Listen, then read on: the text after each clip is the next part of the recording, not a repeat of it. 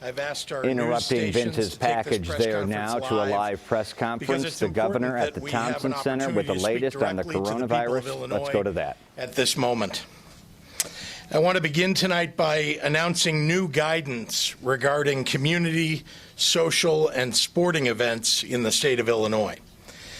I've spoken with the owners of all of our major sports teams, and I've asked them to cancel all of their games or play without spectators until May 1st. All of the owners that I spoke with told me that they completely understood and were more than willing to comply with this guidance. I want to thank them for putting the health and safety of the residents of our state above all else. These are not easy decisions to make in business, but every single one of our team owners indicated to me that they care only about doing what is right for the fans and the families of our state. Additionally, I'm asking that all community events that organizers expect will attract 250 or more people be canceled or postponed until May 1st. This includes personal and social events. I'm mandating that events of 1,000 or more people be canceled or postponed immediately. I do not want to waste precious resources monitoring event cancellations, so I'm appealing to the civic, patriotic, and humanitarian character of the residents of Illinois to act on this guidance immediately without any need for official state action. Even for events that will attract crowds less than 250 people, it is critically important that organizers think about who is likely to attend, and if likely attendees include individuals in vulnerable populations, such as the elderly or those who are immunosuppressed, please consider canceling. With regard to schools here in Chicago and around the state, the mayor will speak to guidance for CPS students and teachers. We are not closing our schools, but we are monitoring the situation on a day-to-day basis. The Illinois State Board of Education is working with school districts around the state to make sure that they are following guidance and policies. I recognize that every school district is a little bit different, and I encourage school administrators and faculty to make responsible decisions guided by recommendations from the CDC, from IDPH, and from our state governor's office. I know that elected officials, school boards, and school administrators are all making decisions with an eye toward protecting the children that are part of their communities, many of whom receive essential services from the schools that they attend. We are strongly discouraging large school assemblies and sporting events with any more than 250 spectators. I am also announcing tonight that I am closing the James R. Thompson Center to people who do not have business with the state effective Monday. The JRTC houses many employees who perform essential functions for the state, and I need to take this extraordinary measure to make sure that they can continue to do their jobs during this challenging time. Additionally, we are working with all of our state agencies to provide guidance on telework options. I want to stress that, though, that many services the state provides are essential to the residents that live here, and where we can, we are going to make sure that we continue to provide those services. My governor's office is going to remain open and running.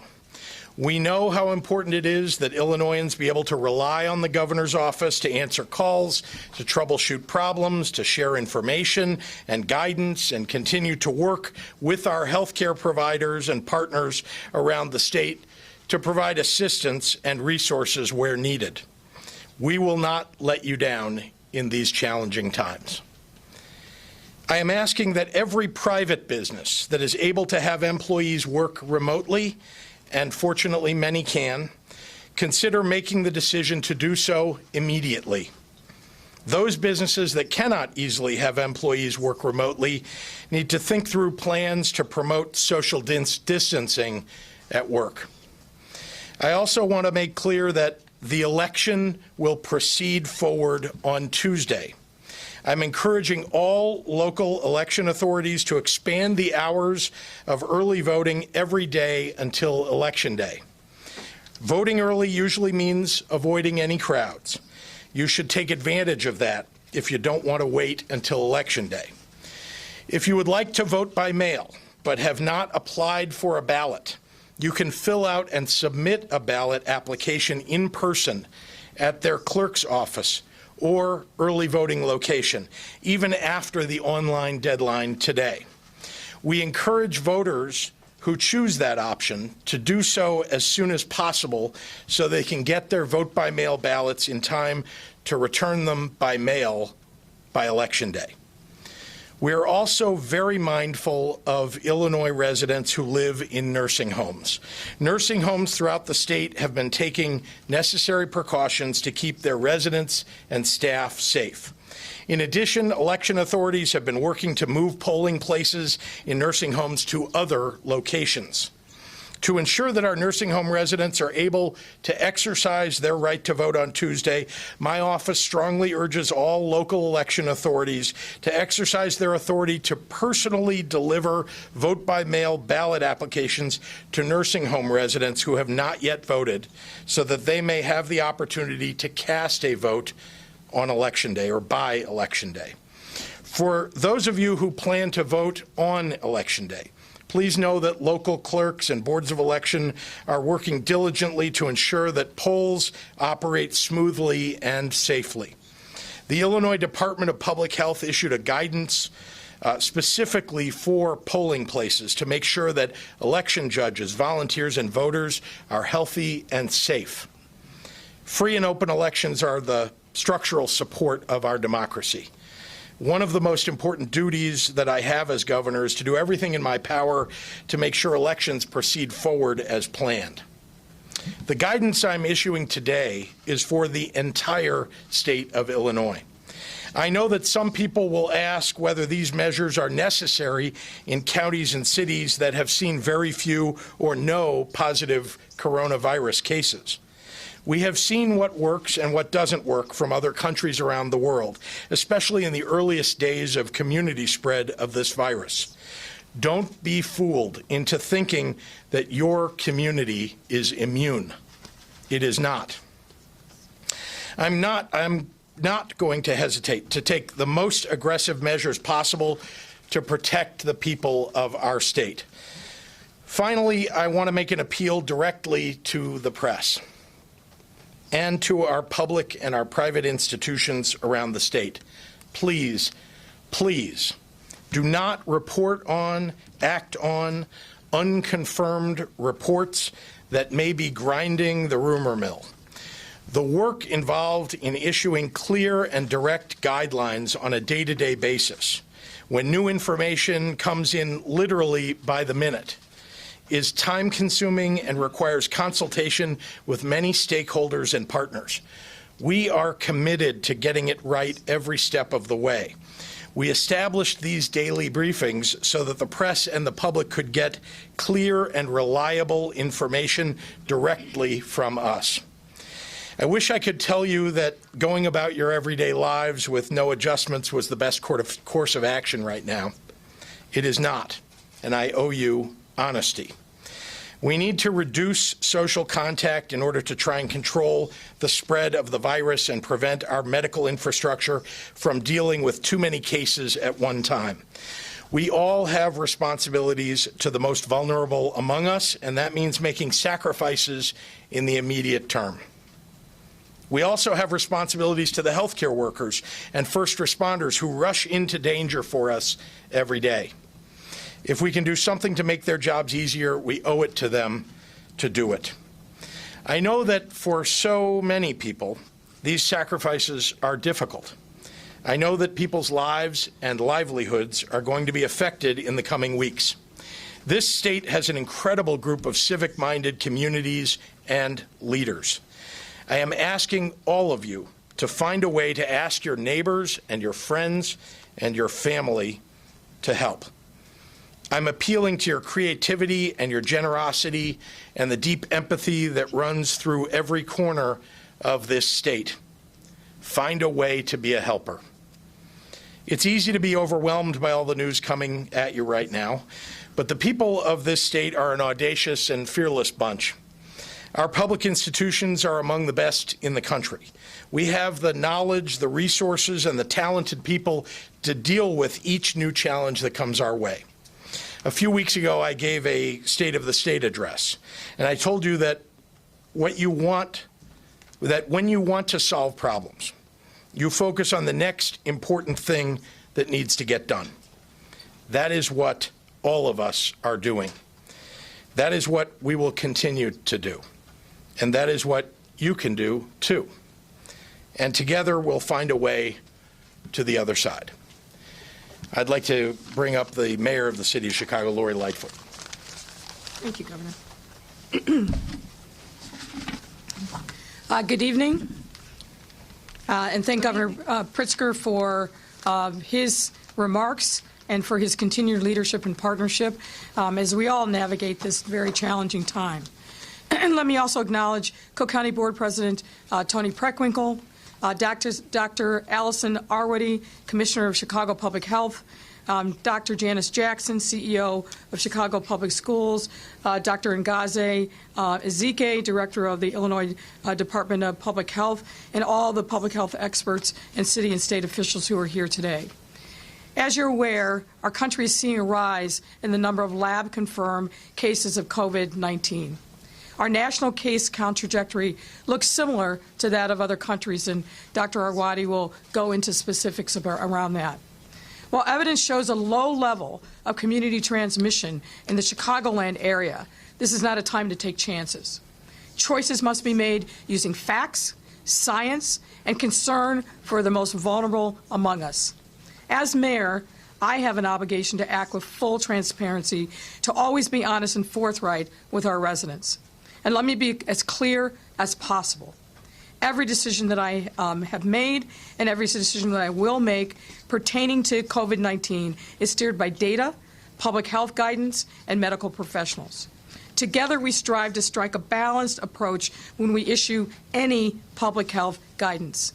The safety for our city and our residents will always be our top priority. It's top of mind before any decision is made or announced, and we are working continuously with stakeholders from every category in our city to make sure that we are mindful of what the consequences of every government action will be on them. Today, the city is also issuing new guidance, which is rooted in data and designed to prevent the spread of COVID-19. Dr. Arwady will go into the specifics in a few minutes, but let me tell you the top line. I want to be clear on some key guidance every Chicagoan and visitor must hear. First, community events, as the governor noted, community events of more than 1,000 people are banned for the next 30 days in the city of Chicago, period. Planned events, or community events mean planned events that bring together large numbers of people. We're not talking about airports, train stations, public transit, or schools. But we do mean conferences, banquets, concerts, and such. At that time, after 30 days, we will reassess the situation. We also strongly encourage organizers of events with 250 individuals to cancel or postpone. For now, it's clear no gathering takes priority over the health of any attendee. To do so would compromise the well-being of everybody, especially individuals over 60 and those with underlying medical conditions. Next, I want to address the status of our schools. At this time, CPS will remain open. Now, we would never put our children in danger, and I say that as mayor but also as a mother. At this time, CPS will, however, begin scaling back large-scale events, issuing guidance to all school personnel in advance of spring break, instituting a mandatory policy on short-term closures for any schools with confirmed cases, and ensuring parents and loved ones are frequently updated. And CPS will be issuing a specific set of guidance today to the school community. We are also providing guidance to ensure individuals in long-term care settings are protected from illnesses that can be transmitted by visitors or staff. We are also taking careful measures to consider the impact on working families, employers, and employees. I am proud to announce that effective Monday, Comcast will be nearly doubling internet speeds for low-income households nationally. This came after a request from my team here in Chicago to ensure that residents and families who are increasingly encouraged to remain at home will have access to vital internet service. Comcast will also be providing 60 free days of internet to any low-income household starting this coming Monday via their Internet Essentials program. I'd like to thank Comcast for their leadership and being good corporate citizens, and you are going to see my administration roll out more initiatives to assist our businesses and residents in the coming days. In addition, tomorrow, after consultation with organized labor, we will be issuing new updated guidance on the city's sick leave and teleworking policies. We want to ease the burden on workers who may need to stay at home due to underlying medical conditions or any other circumstance. We want to ease the burden on them and give them very specific and clear guidance, and that will be coming out tomorrow. As the city looks to make conditions more flexible to our workforce, I want to echo what the governor said. We encourage private employers to do the same. This is not the time for any employer to treat work conditions as the status quo. We are in an unusual set of circumstances, and we need to be even more diligent in supporting workers in this time of emergency. We will also be working with our partners in organized labor to address the concerns that union workers in particular are experiencing regarding health care and access to unemployment benefits. All of these actions build on our previous guidance, which is being reviewed and reassessed daily. And let me emphasize a couple of other important things before I yield the podium. We have to continue practicing social distancing. And if you do not feel well, for God's sake, stay home. All individuals, regardless of socioeconomic or immigration status, should seek treatment without fear. I just gave this guidance today to my 91-year-old mother, and it applies to everyone else. If you are under the weather, if you are over 60, if you have an underlying medical condition, please stay home. And all of us must exercise simply good judgment and common sense. The health of others is dependent upon common sense decisions that we make today, the decisions each of us makes. Now, I know that this is a time of difficulty and a time of uncertainty for some, and that makes for some concern and anxiety. But I want to reassure everyone in the city of Chicago, and I know the governor shares this with respect to the state of Illinois.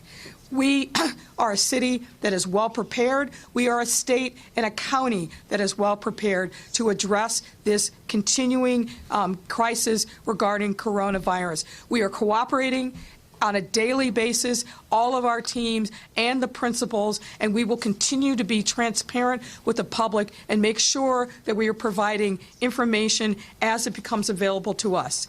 And I want to also echo some of the things that the governor said about what we should be doing in this time. We need to make sure that we are being good neighbors. We need to make sure that we are looking out for each other, particularly people that we know on our block, in our neighborhood, in our network, who are vulnerable and maybe need an additional hand. Please make sure that we are watching out for each other. Take care of yourselves, have a family plan, and make sure that you're checking in on your neighbors. And in the meantime, we will continue these regular updates. For City of Chicago, the most accurate place to get real-time information remains chicago.gov/coronavirus. That is a website that is maintained by the Department of Public Health. It is updated at least once daily, if not more so, and that is a great source of information. At this time, I want to welcome Cook County Board President Tony Preckwinkle to the podium. President Preckwinkle. Excuse me. Good afternoon. Good afternoon. Thank you, Governor Pritzker, Mayor Lightfoot. I want to thank Dr. Terry Mason, the head of the Cook County Department of Public Health, for joining us as well. These are surely challenging times. We must balance continuing the functions of government while also ensuring, to the best of our abilities, all county residents are safe and remain safe and secure. With this in mind, today I issued multiple executive orders that will require and include the following. Meetings of the various boards, commissions, and advisory boards created by Cook County ordinance or resolution will be canceled to the extent possible in the months of March and April. If cancellation is not possible, the meeting agendas should be limited to matters that require immediate action by the relevant board, commission, or advisory body.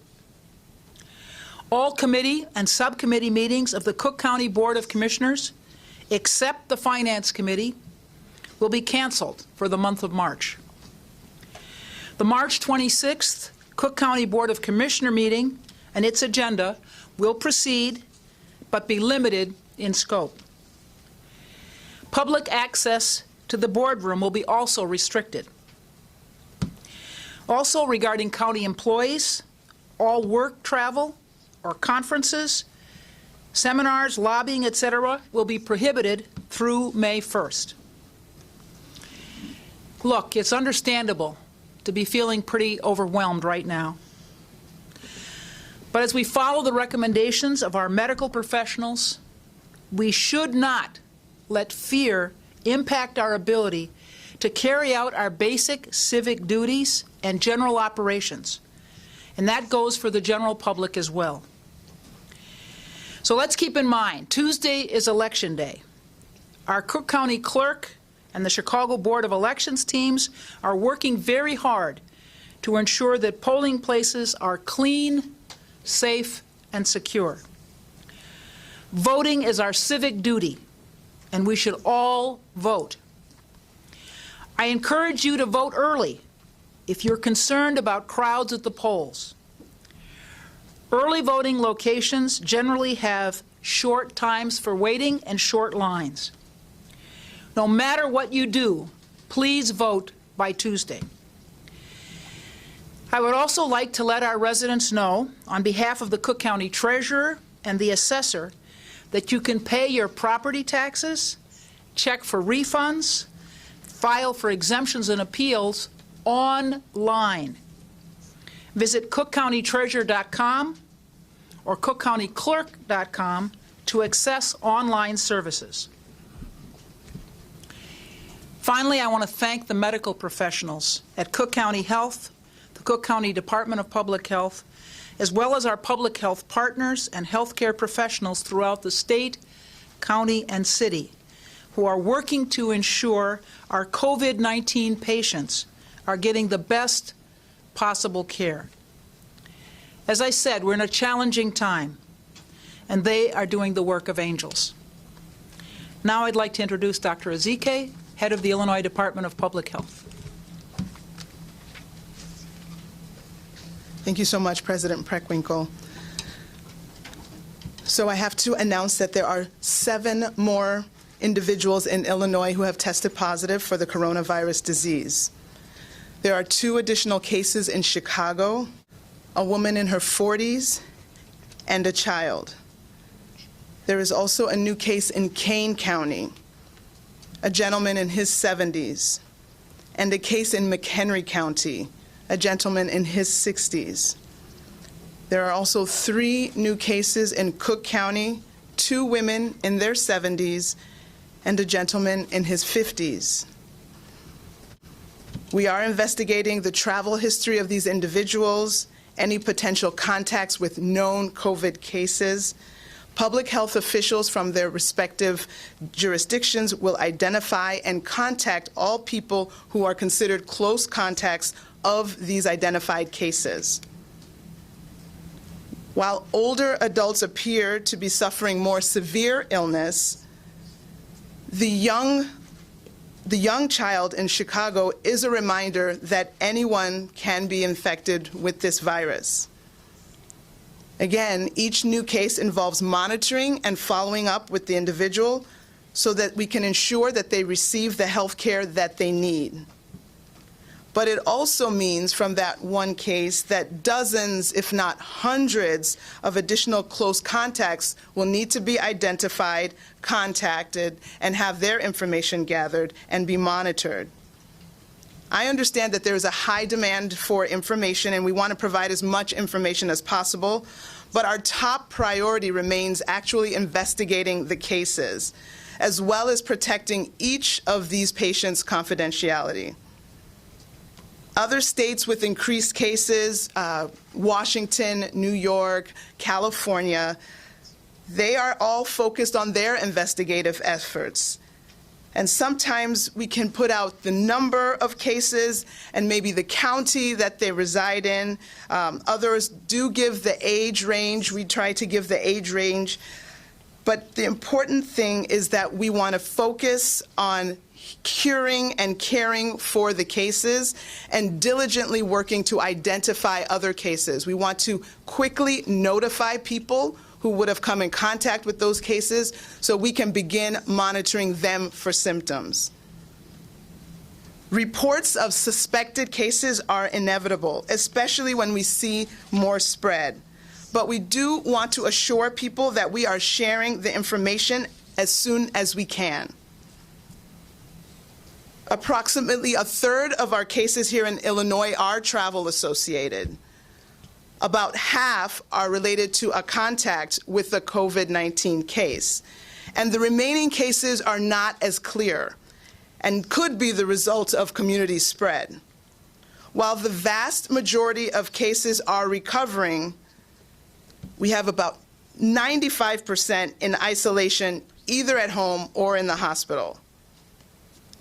At this time, there are no deaths associated with COVID-19 in Illinois. So while you may not have a case in your community now, we anticipate that there will be.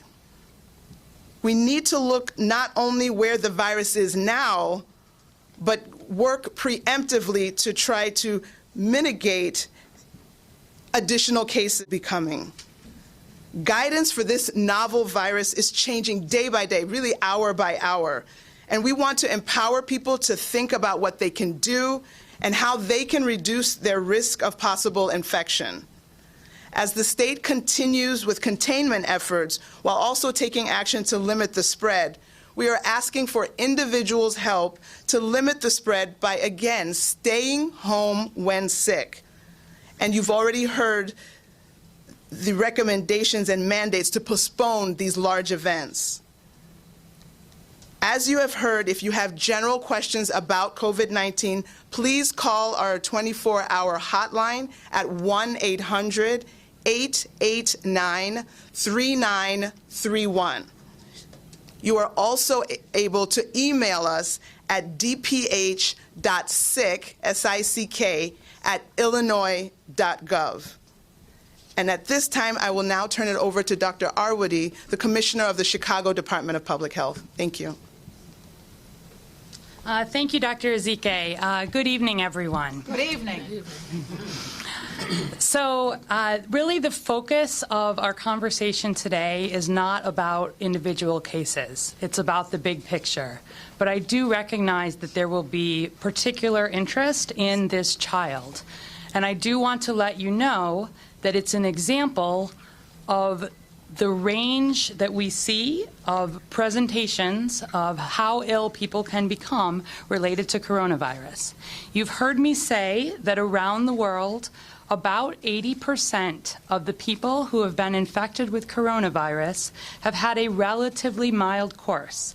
They've not needed admission to the hospital, and they've recovered. About 20% of the time, we've seen more serious illness, people requiring hospitalization. And around 5% of the time, we're seeing people needing intensive care unit level care. And globally, we're seeing in the 1% to 2% range of people dying from coronavirus. You've been hearing me say strongly for days that our focus is primarily on older individuals and people with underlying medical conditions. Because when we look at that 20% that is more likely to end up in the hospital or to have serious illness, or potentially to die from coronavirus. It is in these vulnerable populations. So our data here in Chicago and in Illinois is very similar to what we've seen internationally.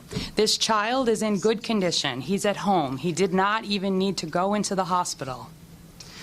Many of the people who have been diagnosed with coronavirus here in the Chicago area are well.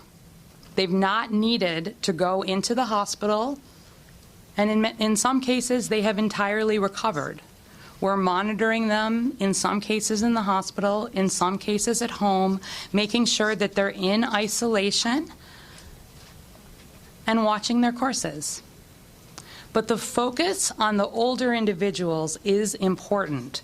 We do have some cases in serious condition, and that is why, again, we are emphasizing. You've heard the strong recommendations. You've heard about some of the guidance that we're providing, limiting these mass gatherings, really thinking about the social distancing and other ways to keep individuals safe. That especially applies to older individuals and people with underlying medical conditions. That's people with heart and lung disease. That's people with diabetes. That's people with other immune conditions. And that's just because we're more worried that if they were likely to get coronavirus, they could have a more serious course. I also want to let you know that we are using data, local data, to make these decisions. We're looking at the recommendations from CDC. We're looking at what's happening around the state. And we're looking at what's happening in the city. And there are a couple of things that have made us know that now is the time for people to be taking these recommendations seriously. We don't want to wait to when we have hundreds of cases or thousands of cases. At a time where we're talking in the dozens of cases, now is the time to make these stronger recommendations and guidance like you heard. I do want to let you know we will be posting on the website, chicago.gov/coronavirus, a few examples of some of the data that we've been using as we make these decisions. We're looking at patterns of disease here locally, but also, frankly, what we're seeing nationally and how it compares to what we're seeing internationally. So it was notable this last weekend when we had the first case that we really in Chicago said this looks to be community transmission, meaning not in someone who had traveled to an area with widespread transmission, not in somebody off a cruise ship, not in somebody who was the contact of a confirmed case. It was the first time that we detected coronavirus in someone who had not left the region, and we've started to detect some more of those individuals. So that was number one. Number two, when we're thinking about really making these decisions, has to do with the rate of increase of the cases that we're seeing. Not so much the numbers, and we'll put some more information online for folks who are interested to learn about how our public health scientists really make these decisions. But when we're seeing a doubling of cases within 2 days, even when the numbers remain low, in our planning, that is another trigger. You've heard me talk all along about how our response is built on plans and preparedness. As recently as last summer, we talked in great detail. We exercised about a virus that emerged in China with the early cases seen in Chicago. And we talked through what we would do at each stage, the containment phase, which is where we still are working hard, working to find every case, working to identify people who are at risk, really making sure that we're doing everything that we can on an individual level to contain that disease. But in our planning, when we start to see even the beginnings of community transmission, and when we start to see this increase rise, we do not wait to see very large numbers. Across the U.S., the rate of increase has also been significant and rapid in recent days. And I'll encourage you again to visit the website where we've been looking at how that rate does match the rise of cases that we've seen in some other countries.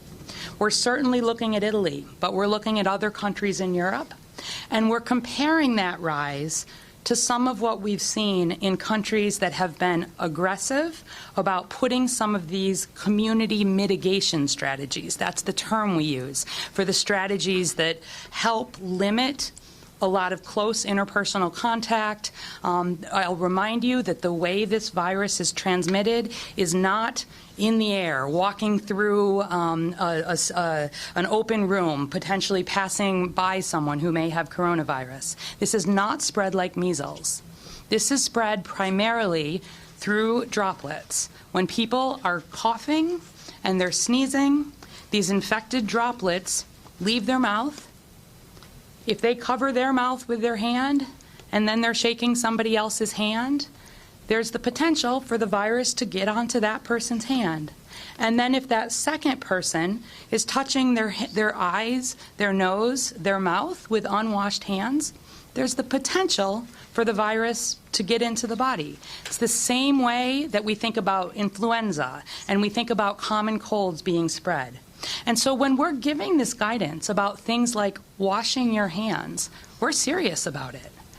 When we give guidance about things like staying home when you're sick, we are very serious about it.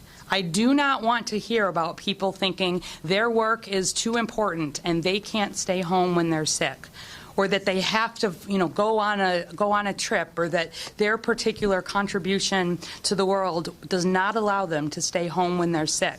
For everybody in Chicago and Illinois, if you're having symptoms, we need you to stay home.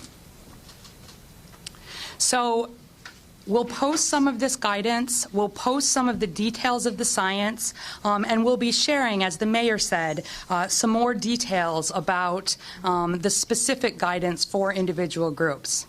I want to tell you quickly a personal story. Some of you know that I worked previously for the Centers for Disease Control and Prevention. I was in something called the Epidemic Intelligence Service, which is a training program that the CDC runs to train physicians and veterinarians and public health professionals in the science of responding to outbreaks. And I had the chance to work on some international outbreaks.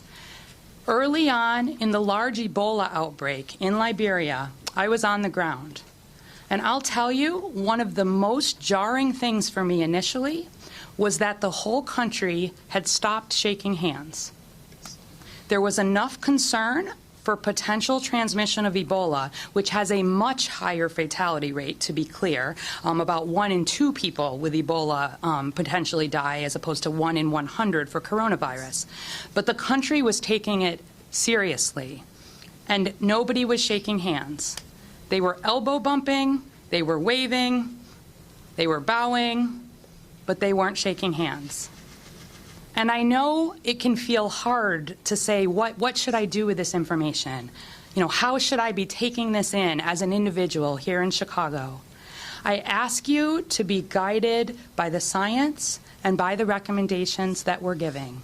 It's not a time for panic. It's a time for planning and a time for taking the guidance seriously. Things like not shaking hands will make this clear. So I would ask all of you, as a very practical thing, stop doing that. Think instead about washing your hands more. Think about those who are vulnerable in and around your community and what you may need to do to help support them. Look to the websites. We are keeping them up to date with all kinds of guidance for vulnerable populations, for businesses, for schools, for workplaces, for certainly our nursing homes and our healthcare facilities where we're doing diligent work over time. So I won't, for the sake of time, go into more details about what's happening in the city of Chicago, but suffice it to say that the recommendations are largely what have already been on our website. There are things around teleworking, there are things around putting some of that social distancing in place, but the time is now for all of us to take this guidance and turn it into action. I thank the leadership of the city, the county, and the state for allowing science to guide our decisions. and for making sure that we are as prepared as we can be. We need everybody to do their part, and together we will work as hard as we can to make sure that our response to coronavirus is as strong as it can be. Thank you. I'll now turn it back to Governor Pritzker. Thank you, Dr. Arwady. I just want to make the comment to all of you that I know personally that the leaders that stand behind me have been working day and night, nearly 24/7, to protect the people of Illinois, and I'm really proud to say that that work continues. All of us are unabated in that effort. Our agencies, our agency heads, and mainly I should call out the people who kind of work in the bowels of the organizations that these folks run. Everybody is working extraordinarily hard to get this right. So thank you, and happy to take any questions, and of course, Governor, all the leadership. What is your legal authority to? Highlights from this 35-plus minute press conference. 7 more cases of the coronavirus, COVID-19, in Illinois. 2 of those in Chicago. A woman in her 40s and a child. The governor asked all pro sports team owners, namely the Cubs and the Sox, if they would be affected. He's asked the owners of those teams to cancel games or hold them without spectators until May 1st. They, the teams, per the governor, have agreed. He's also asked all social gatherings over 250 people be canceled. The Thompson Center, as of Monday, will be closed to all but employees and those with essential business there. As for the election, it will go on. There's talk of extended pre-election voting hours. Some election officials wanted a delay. There will not be a delay. It will go on. Election day, primary day, Tuesday. And a noted quote from Mayor Lori Lightfoot, "If you don't feel well, for God's sakes, stay home." That from the mayor. We'll now rejoin CBS Evening News in Progress. We'll see you back here in just over 15 minutes.